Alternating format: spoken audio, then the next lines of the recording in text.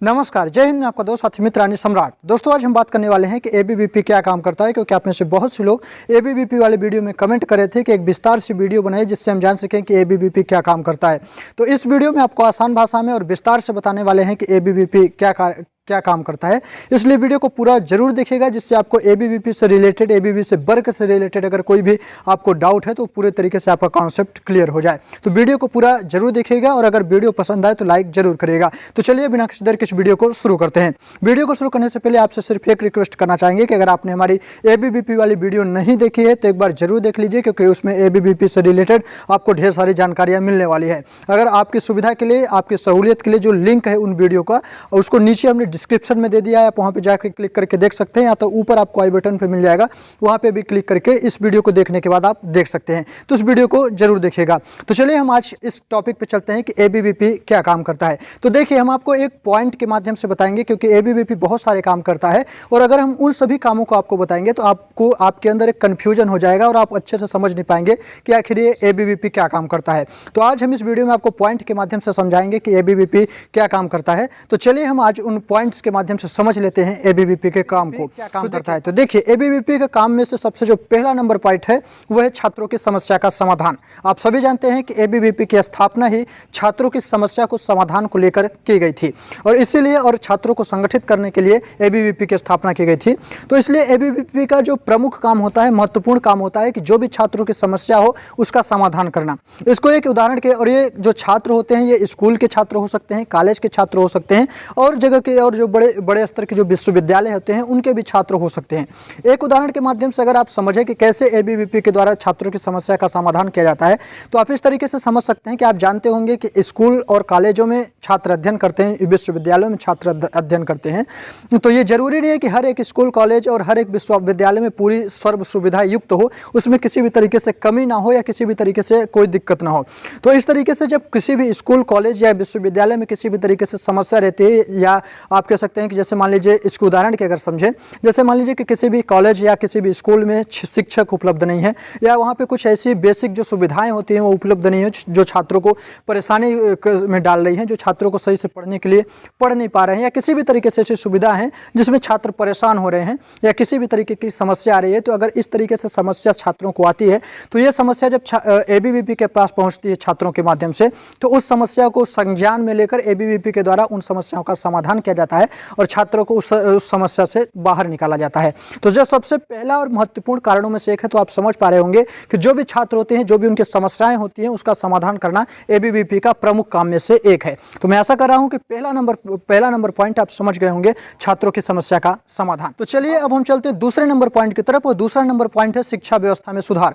आप सभी जानते हैं कि हमारे आज़ादी के काफ़ी वर्ष हो गए हैं बीत जाने के बाद भी अभी जो हमारी जो शिक्षा व्यवस्था प्रणाली है उसमें ना तो कोई सुधार आ पाई है, ना तो शिक्षा व्यवस्था में सुधार आ पाई है, क्योंकि जो हमारी अभी बहुत से गांव एवं कस्बे हैं अभी भी शिक्षा से एक तरीके से बाहर हैं। वहाँ पे ना तो कोई स्कूल है, ना तो कोई कॉलेज है। आप कॉलेज की बात छोड़िए, स्कूल भी बहुत से भी ऐसे गांव हैं जहाँ पे स्कूल की भी सुविधा उपलब्ध नहीं है। इसलिए वहाँ के जो छात्र होते हैं, वहाँ के जो बच्चे होते हैं, वो शिक्षा से वंचित रह जाते हैं, उनको शिक्षा नहीं मिल पाती है। तो इस तरीके से अगर जो भी गाँव कस्बे होते हैं, जो भी चीज़ें होती हैं जहाँ पर शिक्षा सही तरीके से नहीं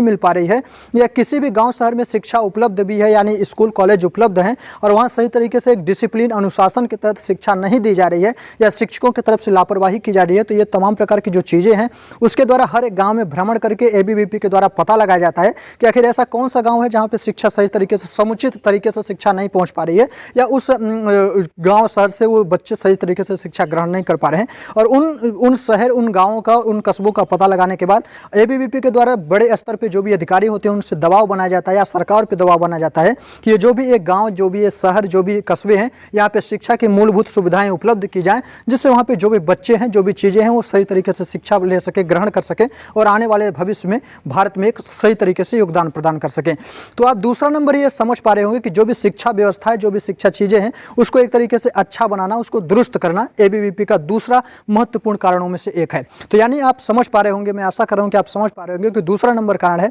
जो भी हमारी शिक्षा व्यवस्था दुरुस्त नहीं है उनको दुरुस्त करके शिक्षा व्यवस्था में सुधार लाना एबीवीपी का दूसरा सबसे महत्वपूर्ण कारणों में से एक है। तो चलिए अब हम चलते हैं तीसरे नंबर कारण की तरफ। तीसरा नंबर कारण है छात्रों की मांगों को मुखर होकर उठाना। आप सभी जानते हैं ये तीसरा सबसे महत्वपूर्ण पॉइंट आज के समय, वर्तमान के समय में है। आप सभी जानते हैं, आप में से बहुत से लोग छात्र भी होंगे जिन्होंने बहुत से फॉर्म भरे होंगे, जो सरकार के द्वारा जो भी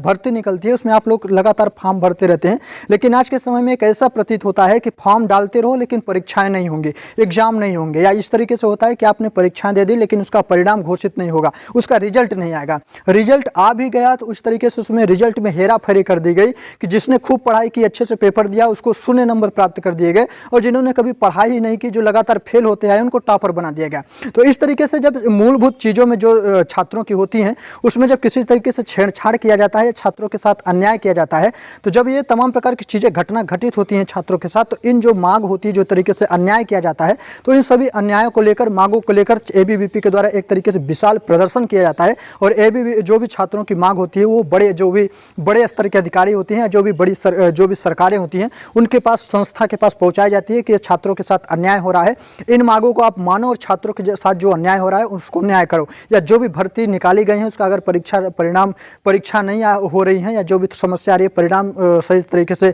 आप कह सकते हैं कि नहीं संचालित किए जा रहे हैं, तो उस चीज़ को आप संचालित करो और छात्रों को जो भी समस्याएं आ रही हैं, जो भी परेशानी, दिक्कतें हैं, उसका आप समाधान करो। छात्रों के साथ जो भी अन्याय हो रहा है उसका न्याय करो। तो ये जो भी चीज़ें मांगे होती हैं छात्रों की, आप एक संक्षेप में कहें तो उसको एबीवीपी के द्वारा उठाया जाता है, और एबीवीपी के द्वारा उठाकर छात्रों को समुचित न्याय दिलाने का प्रयास किया जाता है। तो आप समझ पा रहे होंगे कि तीसरा सबसे महत्वपूर्ण कारणों में से एक है कि जो भी छात्रों की मांग होती है उसको मुखर होकर उठाना और छात्रों को न्याय दिलाना। तो तीसरा सबसे महत्वपूर्ण कारणों में से एक है, और एबीवीपी इसीलिए सबसे ज़्यादा जानी और पहचानी जाती है। तो मैं आशा कर रहा हूँ कि आपको तीसरा नंबर कारण पसंद आया होगा, आप समझ गए होंगे कि एबीवीपी के द्वारा तीसरा नंबर कारण कौन सा है। तो चलिए अब हम चलते हैं चौथे नंबर कारण की तरफ। चौथा नंबर सबसे महत्वपूर्ण कारण है। चौथा नंबर कारण है प्रशिक्षण के माध्यम से छात्रों को सशक्त बनाना। आप सभी जानते हैं कि एबीवीपी के द्वारा हर एक 6 महीने या साल भर में एक प्रशिक्षण कैंप चलाया जाता है। उस प्रशिक्षण कैंप में छात्रों को एक तरीके से मानसिक और शारीरिक रूप से प्रशिक्षण दिया जाता है। उस प्रशिक्षण में यह शामिल होता है कि जो भी छात्र होते हैं उनके जो भी अधिकार होते हैं, किस तरीके से उनको अधिकार हैं,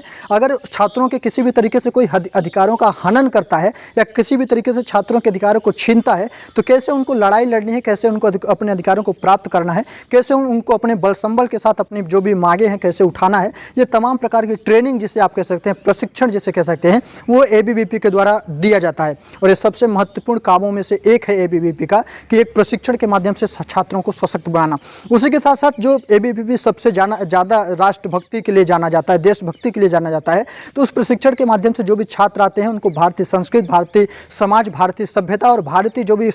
रीति रिवाज हैं उसके बारे में परिचित कराया जाता है। और भारत के जो महान पुरुष हैं उनकी जो भी जीवनी गाथा है, जो भी बड़े प्रसिद्धि काम है, उसको अवगत कराया जाता है, जिससे हमारे जो छात्र हैं, जो भी युवा हैं, वो हमारे जो महापुरुष हैं, हमारी जो भारतीय संस्कृति है, हमारे जो भारतीय समाज है, हमारा जो भारतीय परिधान है, उसके बारे में अवगत हो सकें और उसके साथ साथ उसी का अनुसरण करके आगे बढ़ सकें। उसी के साथ साथ हमारे देश के प्रति क्या जिम्मेदारी है, छात्रों के देश के प्रति क्या जिम्मेदारी है, और हमें देश के लिए क्या करना है, कैसे हम अपने देश को बढ़ाना है, ये तमाम प्रकार के प्रशिक्षण का जो काम होता है छात्रों को, वो एबीवीपी के द्वारा दिया जाता है। और ये सबसे महत्वपूर्ण काम है, क्योंकि जब हमारे युवा को एक सही तरीके से मार्गदर्शन और दिशा मिलेगी, तभी हमारा युवा जो है तो आगे बढ़कर हमारे जो भारत को फिर से विश्व गुरु के पद पर आसीन कर पाएगा। तो एबीवीपी पर चौथा जो सबसे महत्वपूर्ण काम ये है कि छात्रों को प्रशिक्षण के माध्यम से सशक्त बनाता है और देशभक्ति, राष्ट्रभक्ति और जो भी है, क्या कहते हैं, आप कह सकते हैं कि जो भी अधिकारों की जानकारी एबीवीपी के द्वारा दी जाती है। तो मैं आशा कर रहा हूं कि आप चौथा नंबर पॉइंट समझ पा रहे होंगे कि प्रशिक्षण के माध्यम से छात्रों को सशक्त एबीवीपी के द्वारा बनाया जाता है।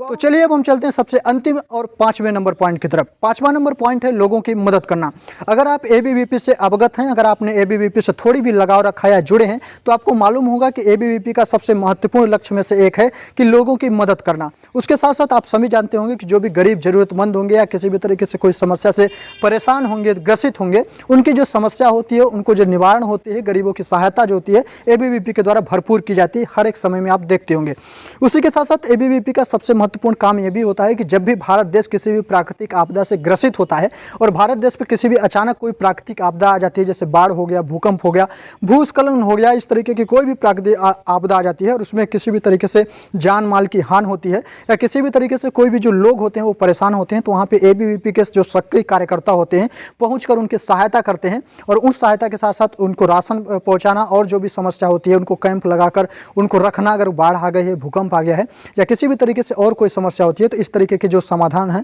एबीवीपी के, इस तरीके से जो सहायता है एबीवीपी के द्वारा की जाती है। उसी के साथ साथ अगर वर्तमान का उदाहरण लीजिए तो इस समय पे कोरोना महामारी चल रही है और इस कोरोना महामारी में जो भी दिक्कत है इसमें आप एबीवीपी कार्यकर्ताओं को देखे होंगे कि जहाँ पे भी लॉकडाउन के चलते, जहाँ पे भी राशन जिन लोगों के पास नहीं पहुँच पा रहा था या किसी तरीके से और लॉकडाउन के चलते समस्या थी, कोरोना काल के चलते समस्या थी, तो वहाँ पे एबीवीपी के सभी कार्यकर्ता पहुँच के उनके सहायता किए हुए हैं। ये काफ़ी सोशल मीडिया में वीडियो वायरल हो रहे हैं, आप उन वीडियो को जाकर देख सकते हैं। तो आप समझ पा रहे होंगे कि एबीवीपी का जो 5वां और सबसे महत्वपूर्ण अंतिम पॉइंट है लोगों की मदद करना, और एबीवीपी काफ़ी लोगों की मदद करता है। और भारत के में जब भी किसी भी तरीके से प्राकृतिक आपदा या और कोई भी समस्या आती है तो एबीवीपी एक साथ कदम बढ़ाकर, एक साथ चलकर भारत के साथ खड़ा रहता है। तो मैं आशा कर रहा हूं कि आप इस वीडियो से एबीवीपी से विस्तार के जो एबीवीपी के जो भी विस्तार से काम है उसके बारे में अवगत हो गए होंगे और जान गए होंगे कि एबीवीपी क्या काम करता है। अगर आप एबीवीपी से रिलेटेड जो भी आपके अंदर डाउट था एबीवीपी के काम से रिलेटेड, अगर आपका क्लियर हो गया हो और अगर आप समझ गए होंगे कि एबीवीपी क्या काम करता है तो इस वीडियो को लाइक कर दीजिए, चैनल को सब्सक्राइब कर लीजिए, क्योंकि ऐसे ही नॉलेजफुल वीडियो हम आपको इस चैनल पर लाते रहते हैं। उसी के साथ साथ अगर आपने हमारी वीडियो एबीवीपी से रिलेटेड नहीं देखी है कि एबीवीपी क्या है, एबीवीपी में कैसे जुड़ें, एबीवीपी को छात्र अपनी समस्या कैसे बताएं, तो अगर आपने नहीं देखी है तो एक बार जरूर देख लीजिए। उन वीडियो की जो लिंक है आपको नीचे डिस्क्रिप्शन या तो ऊपर आई बटन पे मिल जाएगी, वहाँ पे क्लिक करके दे सकते हैं। उसके साथ साथ आपको ये जो 2 वीडियो आपको दिखाई दे रही हैं तो ये उसी से रिलेटेड है, आप इस पर क्लिक करिए और जाइए उन वीडियो को देखिए। तो मैं आशा कर रहा हूँ कि आपको ये वीडियो पसंद आई होगी। तो अभी लेते हैं आपसे विदा, अगले वीडियो में फिर से मिलेंगे, तब तक के लिए जय हिंद, वंदे मातरम।